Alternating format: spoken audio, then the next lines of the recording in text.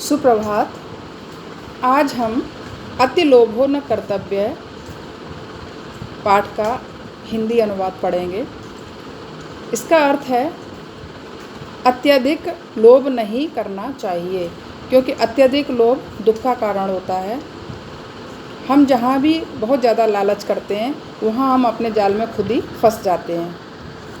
एकस्मिन् देशे कश्चित् राजा आसीत्। एक देश में कोई राजा था। तस्य नाम मायादास है, उसका नाम मायादास था। अतिलुब्धः स दरिद्र एव जीवनम नयति स्म। अत्यधिक लोभी होने के कारण वह दरिद्र जैसा जीवन व्यतीत कर रहा था। एकदा कोऽपि मुनि मायादासस्य प्रसादम अगच्छत्। एक बार कोई मुनि मायादास के महल में आए। नपति तं मुनिम सत्कारेण तोषयत्। राजा ने उन मुनि का सत्कार करके उनको संतुष्ट किया। नपतानां सत्कृतः संतुष्ट मुनि अवदत्। राजा के सत्कार से संतुष्ट होकर मुनि बोले, नपते राजा, स्वस्यस्तु ते, तुम्हारा कल्याण हो। अभीष्टम वरम वरय, अभीष्ट वर मांगो। मुनिनेवम उक्तः स भूपते लोभेन प्रेरितः वरम अयाचत। मुनि के कहने पर उस राजा ने लोभ से प्रेरित होकर वर मांगा। मया स्पृश्यमाना पदार्था सवर्णा भवन्तु इति। मेरे द्वारा स्पर्श किए हुई वस्तुएं सोने की सवर्णा भवन्तु, सोने की हो जाएं। तथास्तु, ऐसा ही हो। इति युक्ता मुने अंतर्हिता, ऐसा कहकर मुनि अंतर्ध्यान हो गए। मुने वरम लब्ध्वा गृहं प्रविष्ट मायादास तत्र स्थितानि वस्तूनि अस्पृशत्। मुने वरम लब्ध्वा, मुनि से वर प्राप्त करके गृह प्रविष्टम मायादासा, घर में प्रवेश करके, तत्र स्थितानि, घर में प्रवेश करके मायादास ने वहाँ पर स्थित वस्तुओं को छुआ। तेन स्पृष्टानि वस्तूनि सदया एव सवर्णानि जातानि। उसके स्पर्श से वस्तुएं सोने की हो गईं। तद दृष्ट्वा सा नितराम तुष्यत, वह अत्यधिक संतुष्ट हुआ, प्रसन्न हुआ। ततः तस्य महती पिपासा जाता है, उसी समय उसे बहुत तेज प्यास लगी।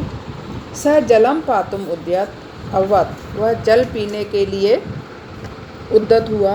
तेन स्पृष्ट जलमपि स्वर्णपिंडम अभवत, उसके स्पर्श से जल भी सोने का पिंड बन गया। साधुक्तम न वृषा भवति, साधु का कहा हुआ झूठ नहीं होता है।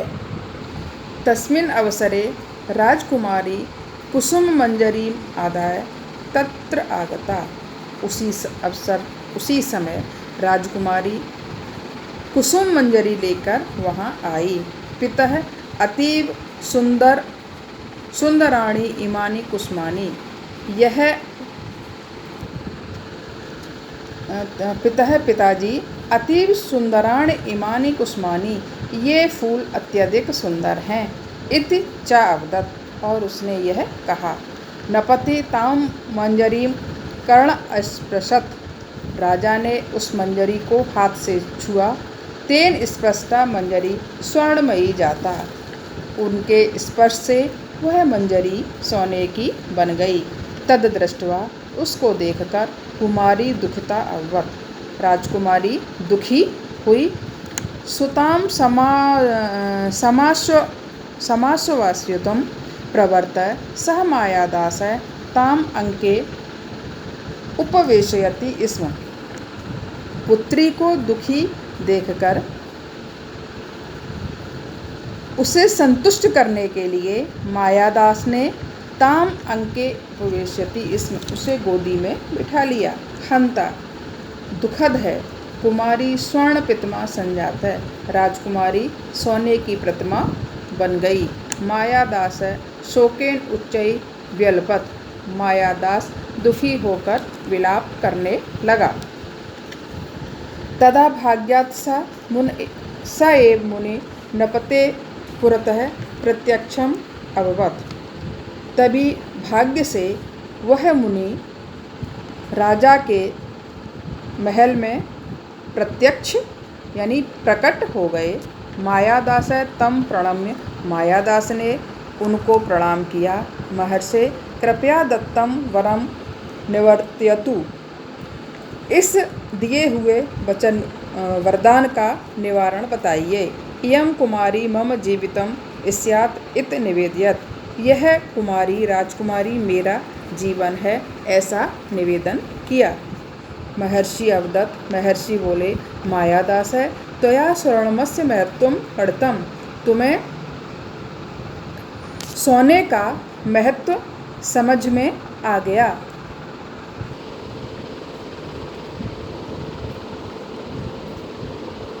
वस्तुतः तत् तुच्छम, वस्तुतः वह तुच्छ वस्तु है। उद्यानात् जलम आनय, उद्यान से जल लाओ। तेन जलेन सिक्तानि वस्तूनि पूर्वम अवस्थां प्राप्स्यन्ति, उस जल से सींचने पर वस्तुएं पहली अवस्था को प्राप्त हो जाएंगी, यानी जैसी थी वैसी ही हो जाएंगी। इति युक्ता मुनि तत्रैव अंतर्हितः, ऐसा कहकर मुनि अंतर्ध्यान हो गए। मायादास उद्यानात् जलम आनयत्, मायादास उद्यान से जल लाया। तेन जलेन सिक्तानि सवर्णानि वस्तूनि स्वाम प्रकृतिम प्राप्तानि, तेन जलेन सिक्तानि, उस जल से सींचने पर, सवर्णानि वस्तूनि, सोने की वस्तुएं, स्वाम प्रकृति प्राप्तानि, अपनी वास्तविक प्रकृति को प्राप्त हो गईं। राजकुमार्यपि मंदम हसन्ति पितुः मानसम तोषयत्, राजकुमारी भी मंद हंसती हुई, धीरे धीरे हंसती हुई, राजकुमारी ने भी धीरे धीरे हंसते हुए पिता के मन को संतुष्ट किया। सत्यम उक्तम, सत्य कहा गया है। अतिलोभो न कर्तव्य स तो दुःखस्य कारणम, अत्यधिक लोभ नहीं करना चाहिए। स तो दुःखस्य कारणम, क्योंकि वही दुख का कारण है। बच्चों, ये आप इसका सारांश अपने शब्दों में लिख लें इस कहानी का, क्योंकि एग्ज़ाम में कहानी भी आती है। और इसके पहरे का अर्थ मैं नेक्स्ट वीडियो में आपको दूंगी। तब तक के लिए बच्चों सुरक्षित रहें, घर पर रहें। धन्यवाद।